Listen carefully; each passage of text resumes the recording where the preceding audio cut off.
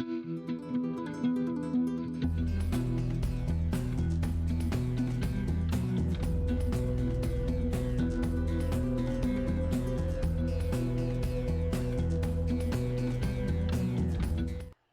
po, magandang umaga sa aking mga mahal na subscribers at patuloy kayong nag-obserba at nagsusuporta sa aking channel.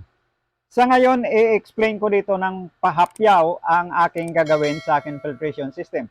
Ang sabi ko nga, ito ay first barrel na kumukonect ito, ang butas na ito, doon sa outlet ng aking bottom drain ng aking pan. So sa ngayon, i-explain ko sa inyo kung paano ang gagawin nito sa loob. Sa loob, hindi ba maganyan na siya dito? Parang L. And then,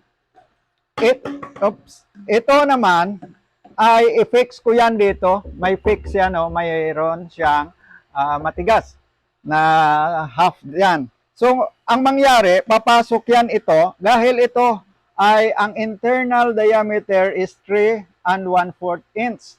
Ito naman, ang external ay 2 1/4 inch. So, may clearance na 1 inch, so half inch sa kabila. So, kapag pinasok ko na, dahil ang tubig ay lalabas dito, palabas doon at pagbalik siya doon dahil dito may sarado. So, ang mangyari, gaganyan. And then, ang mangyari yan, bagsak ang solids ng dumi dito na. So, mag-concentrate siya dito. Hindi siya sasabog-sabog, kumbaga.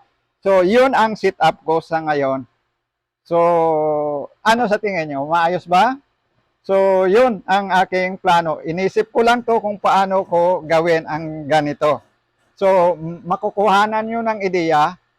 At kasi kung wala, halimbawa kung wala, gaganyan yan, sasabog-sabog. So, hindi siya makonsentrate talaga dito sa loob. Kakalat siya. Whereas ito ay papasok sa dyan at malapit lang sa center drain nito kasi may center drain ito na 1 inch. At kung sakali maglinis ako, madali lang maglinis. So, ito ang first barrel. Diyan siya sa loob. And then, kung makita nyo ito na ang overflow. Bakit asol ang nilagay ko? Kasi nga, kung ito ang ipasok natin, maluwag ito eh. Maluwag ito dito sa butas na to. So, kunin natin Ayan. So, kung ipasok ko dyan, maluwag. So, mahirap mag-epoxy.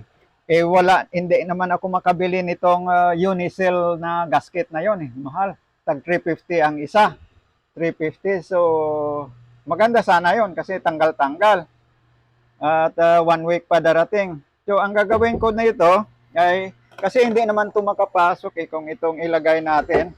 Okay, makapasok siya pero madistansya ka talaga kasi hindi naman ganyan kadikit ang pasukan mo doon eh, sa sunod nga drum. Ang connection kasi nito is overflow patungo na sa pangalawang barrel.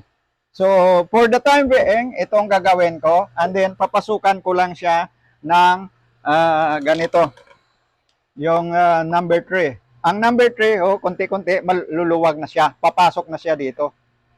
Papasok na yan. Maganda nga nito, may mga sikanhan ako dyan na dati. Makapasok na ito, kukunting heating lang to, pasok na to. So, yan na ang aking gagawin. So, dahil kapag hindi, ay maluwag masyado. Kita mo, luwangit. So, yun ang gagawin ko sa sit-up ko. 3 drum. So, may mga butas ito na 4 na ganito. Overflow. Ulitin ko, this is an overflow. So, yan guys, unti-untiin ko ito. Gagawin ko muna and then gusto ko nga makita nyo at malaman nyo kung paano ko gawin ang first barrel. So, ayan, naka-ready na ito lahat dito. And then, ang panghuli ko, yung drain niya dito sa gitna. Yung dito. Ayan. Dito ay 1 inch na lang yan dito. Female at saka male thread adapter para fix sila. So, yun lang. Gagawin ko guys. Parang economical type ito. Ay wala nga tayong pera. Hindi nga tayo makagaya sa mga ibang, lalo sa Amerika. na talagang excellent ang kanila, mga order sila ng Amazon, marami silang pira. So tayo, hindi, maliit tayo. So ang gagawin na lang natin kung ano ang mayroon tayo at hand na pwede rin mag-workout. So ito nga, mga tira-tira na to na drum na nagamit ko noon sa poultry. So dito na ako sa ngayon. Shout out din sa kay Simple Life na siya rin ang pursige na tumulong na maggawin ko ang ganitong setup. Yung hindi ko alam yon dati. So maganda yung kanyang few videos dyan sa channel niya, Simple Life. Subscribe niyo siya at maganda ang setup niya ng solids lifting overflow niya. So guys, yan lang muna at mamaya dagdagan ko naman ito. At for the time being, stop ko muna ang video. Bye!